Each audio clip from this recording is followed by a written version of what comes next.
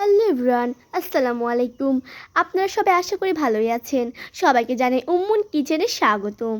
আজকে আমরা বানাবো বাটনা দিয়ে ভর্তা, এবং এই বাটা দিয়ে ভর্তা তৈরি করার জন্য আজকে আমরা চলে এসেছি আমাদের ছাদে আমার আম্মুর হাতের বরবটি গাছ থেকে বরবটি তোলার জন্য।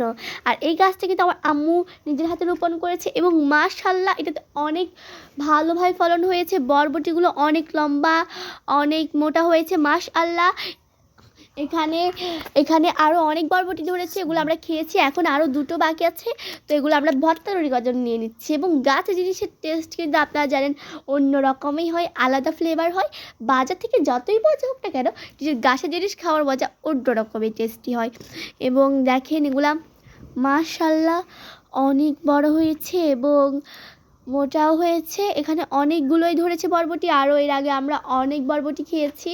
তো আজকে ভাবলাম ভর্তা তৈরি করা যাক। তো জন্য ভর্তা তৈরি করার জন্য আমরা ছাদ থেকে ফ্রেশ একদম টাটকা শীতকালের বরবটিটাকে তুলে নিয়েছি। বরবটি তোলার পরে আপনাদেরকেও দেখিয়ে দিয়ে আমাদের কাঁচামরিচ গাছটাকে, এবং এই কাঁচামরিচ গাছে মাশাল্লাহ অনেক ফলন হয়েছে, অনেকগুলো কাঁচামরিচ ধরেছে মাশাল্লাহ। আমরা এর আগে থেকে অনেক মানে বাটনা দিয়ে ভর্তা তৈরি করার জন্য কিছু সংগ্রহ করে তুলে নিয়েছি, এবং এখানে আরও আছে যেগুলো বড়গুলো নিয়ে নিয়েছি, এবং যেগুলো একটু বড় হবে তো এগুলো এখানে রেখে দিয়েছি। এবং এই কাঁচামরিচগুলা ছোট হিসেবে একেবারে অনেক ঝাল।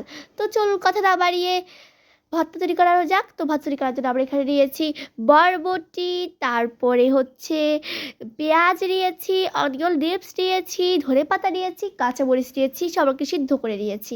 এবার এটাকে ভালোভাবে বেটে নিতে হবে, এবং এটা খেতে কিন্তু দুর্দান্ত হয়েছে। আবার ওকে পানি চলে আসছে, লোভ সামলাতে পারছি না, এবং লবণ দিয়ে দিয়েছি। এখানে অনেক টেস্ট হয়েছে। আমাদের আদিবাও কিন্তু এখানে বসে আছে, কালো তো ভাতটা খায় না, তো তবু এটা লিখে লোভ সামলাতে পারছিল না। এবং এই ভাতটা কিন্তু বিশেষ করে আমার আব্বুর ফেভারিট। আমার আব্বু এটা খেতে অনেক পছন্দ করে এরকম ভর্তাগুলোকে। তো আমার আব্বু এটাকে ভালোভাবে বেটে নিচ্ছে, অনেক টেস্টি হয় এটা খেতে। এবার আনিবা তো ঝাল খেতে পারে না, কিন্তু আনিবা আজকে বসে আছে এটা খাওয়ার জন্য, কারণ এটা দেখে খুবই লোভ সামলাতে কেউই পারছে না। এবং এটা একেবারে কোনো ঝামেলা ছাড়া এটা তৈরি করা যায়, কোনো ঝামেলা লাগে না এটা তৈরি করতে, জাস্ট সহজভাবে তৈরি করা যায়। তো এটা খেতে কিন্তু দুর্দান্ত টেস্টি হয়েছে। আপনারা বাসায় অবশ্যই ট্রাই করবেন। এবং ভিডিওটা ভালো লাগলে লাইক, কমেন্ট, শেয়ার, সাবস্ক্রাইব করতে ভুলবেন না।